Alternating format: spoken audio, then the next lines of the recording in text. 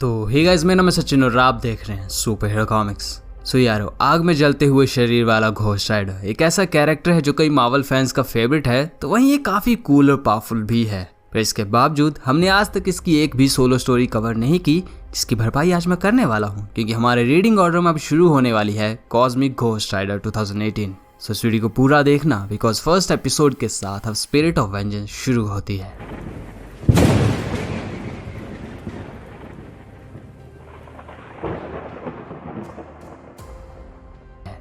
तो ये कहानी बेसिकली कॉस्मिक घोस्ट राइडर की है, यानी कि फ्रैंक कैसल, जो यूएस मरीन्स का एक मामूली सा सोल्जर था। इसकी फैमिली की मौत होने के बाद उसने दहशत के खिलाफ जंग शुरू की। उसे तब सभी द पनिशर के नाम से जानते थे, और फिर ऐसे ही लड़ते हुए एक दिन वो मर जाता है। इसके बाद वो सीधे हेल गया, जहाँ उसने अपनी आत्मा डेविल को भेज दी। एंड देन उसे मिली स्पिरिट ऑफ वेंजेंस, एक नई जिंदगी, घोस्ट राइडर की जिंदगी। फिर उसमें छाया पागलपन। उसके बाद वो गैलेक्टस से मिला, पावर कॉस्मिक को हासिल किया। एंड देन फिर थैनोस की गुलामी की, लेडी डेथ से मिला, और फिर दोबारा उसे मिली मौत, वो भी थंडर गॉड के हैमर से। पनिशर की जिंदगी में अब तक ये सब घट चुका है, लेकिन इस बार मरने के बाद वो हेल नहीं गया, बल्कि वो तो वैलहैला में है। इस वक्त कोई उसे बुरी तरह पीट रहा था और फिर उसका मजाक उड़ाने लगा। हाँ, एक मॉडल, वो भी वैलहैला में। लगता है ओडिन काफी नरम पड़ते जा रहे हैं, इसीलिए एक मॉडल को वैलहैला ले आए। लेकिन गाइस, पनिशर बस एक मेयर मॉडल नहीं था, उसने भी कई गॉड्स को मारा है। वो हंसते हुए उस गार्डियन से कहता है, तुम किस तरह के गॉड हो, जरा मैं भी तो देखूं। और बैम, उन दोनों के बीच फाइट शुरू हो गई। फ्रैंक ने उस गार्डियन को पकड़ के पहले तो उसकी नाक तोड़ी और फिर उसको उठा के टेबल पे दे मारा। पनिशर से मार खाने के बाद उस गार्डियन के होश उड़ चुके थे। मैं नहीं मान सकता तुम एक इंसान हो, तुम्हें किसने लड़ना सिखाया मॉडल? फ्रैंक एक बियर की बोतल को तोड़ देता है और कहता है, थैनोस, गैलेक्टस और खुद डेविल ने।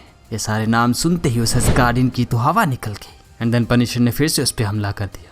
और फिर उसी दिन कुछ देर बाद हम देखते हैं फ्रैंक यानी पनिशर रेनबो ब्रिज के पास बैठे बियर पी रहा था। तभी पीछे से ओरिन वहां चले आते हैं। फ्रैंक उनके वहां आने से खुश नहीं लग रहा। उसने कहा, क्या चाहिए आपको? ओरिन कहते हैं, वैलहैला के सभी वॉरियर्स खड़े होकर मुझसे बात करते हैं फ्रैंक कैसल।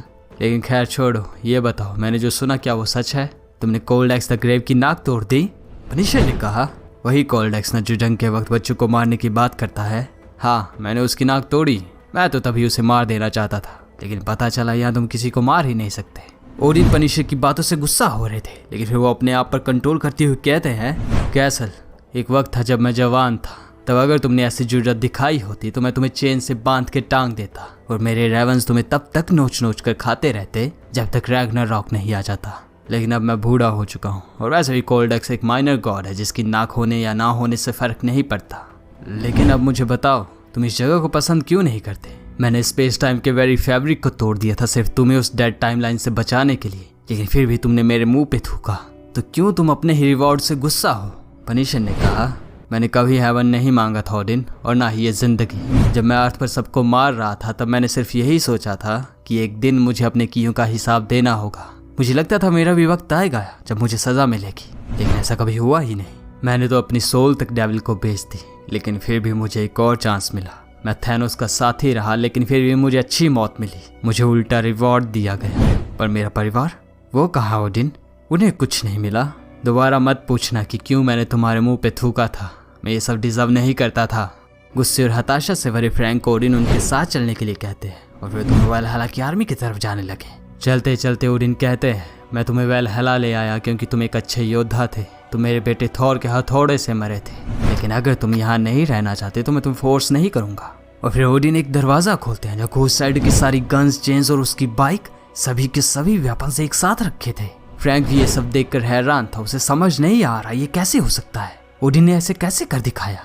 ये सब तो तबाह हो चुका था। लेकिन गाइस, वो ओडिन है, 9 रैम्स के प्रोटेक्टर और ऑल फादर। उनके लिए कई इम्पॉसिबल चीजें भी पॉसिबल बन जाती हैं जब वो अपनी शक्ति का इस्तेमाल करते हैं, चाहे कई बार वो एक एसहोल की तरह एक्ट क्यों ना करें। ओडिन ने कहा, फ्रांसिस कैसल, तुम वैलहैला में रहने के काबिल नहीं हो। तुम्हें अभी मुक्ति नहीं मिली है और ना ही कभी मिलेगी। अगर तुम्हें फिर से वही बनना है तो फिर ठीक है, मैं तुम्हें किसी भी वक्त किसी भी जगह भेज सकता हूँ। बताओ कहाँ जाना है तुम्हें? मैं अपनी गलती को मिटाना चाहता हूँ। पनिशर अपने कॉस्मिक हेलमेट को अपने हाथों में पकड़ के पूछता है, क्या मैं इस बार मैं रहूंगा?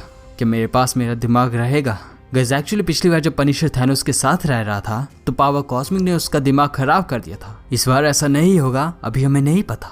तो ओडिन ने कहा, मैं जितना हो सकता हूँ उतनी मदद करूँगा, लेकिन एक बात जान लो, जो पावर अब मैं तुम्हें वापस दूंगा वो कोई भी मॉर्टल माइंड सहन नहीं कर सकता, तुम भी नहीं। पनिशर कहता है नहीं, मैं उस रास्ते पे ऑलरेडी चला हूँ, मैं वो नहीं बनना चाहता।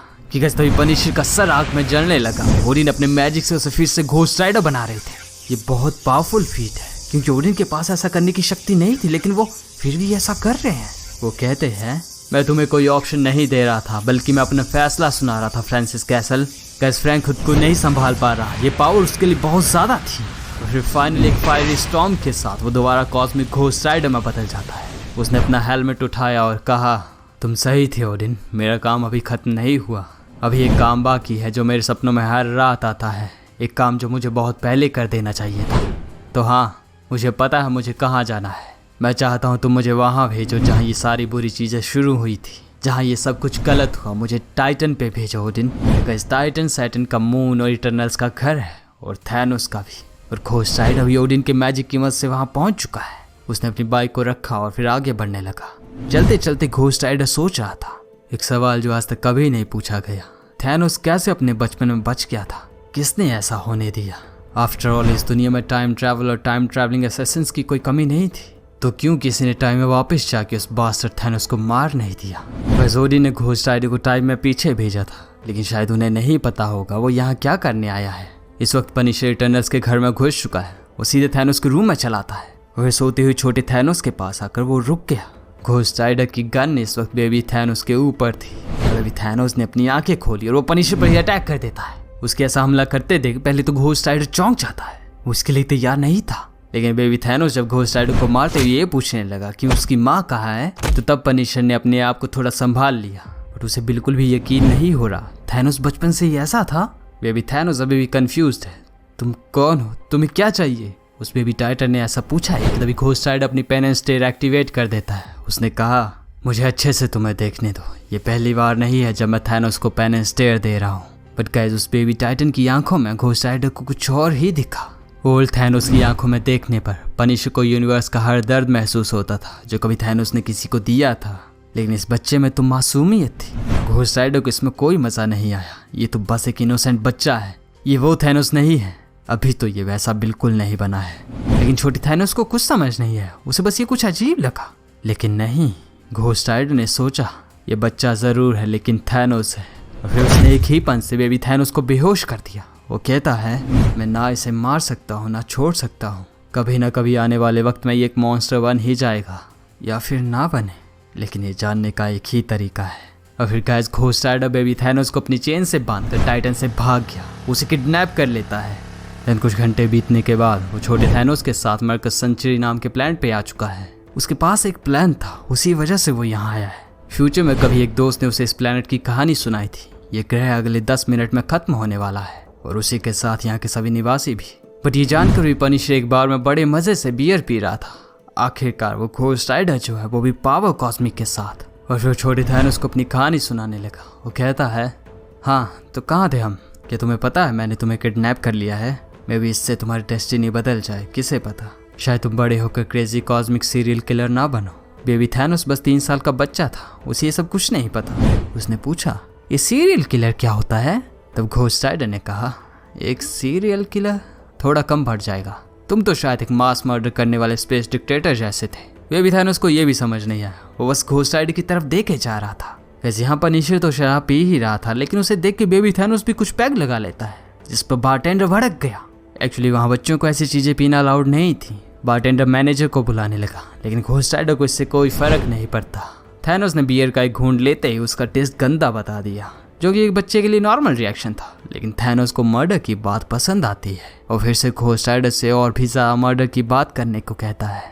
पर तभी बार का मैनेजर वहाँ पहुँचा। वो पनिशर को यहाँ से जाने के लिए कहने लगा, लेकिन पनिशर यानी घोस्ट राइडर का वहाँ से जाने का कोई मन नहीं है। उसने कहा मैं यहाँ से नहीं जाऊँगा, वैसे भी तुम लोग कुछ मिनट्स में मरने वाले हो।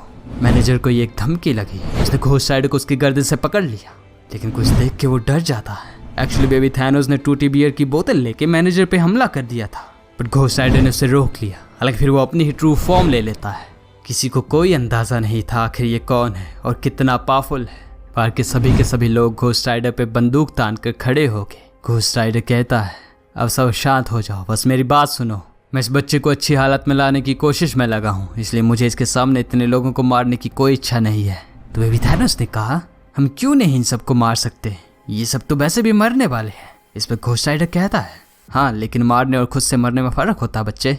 बेबी थैनोस ने पूछा, क्या सब कुछ मरता है, तुम और मैं भी मरेंगे? ये मरने मारने की बातें सुनकर मैनेजर आखिर में पूछ ही लेता है, हे क्यों तुम बार बार सबके मरने की बात कर रहे हो? पर कैसे तभी बूम, कोई चीज़ उस प्लैनेट से आ टकराई थी। एंड देन सभी लोग आसमान की तरफ देखते हुए डर से चिल्लाने लगे, वो वहाँ से भाग रहे थे। घोस्ट राइडर उनकी तरफ देखते हुए मैनेजर से कहता है, इसलिए मैं इसकी बात कर रहा था, मैं यहाँ एक दोस्त से मिलने आया हूँ, मैंने तुम्हें बताया था ना। और फिर गाइस हम देखते हैं द डिवावरर ऑफ वर्ल्ड्स को, जो अपनी प्लैनेट ईटिंग मशीन के साथ इस प्लैनेट को तबाह करना शुरू कर चुका है। नाउ गाइस ये एपिसोड यहाँ पर ख़त्म होता है, लेकिन यार जाने से पहले एक बहुत ज़रूरी बात थी जो आपसे करनी थी, तो थोड़ा और सुन लेना।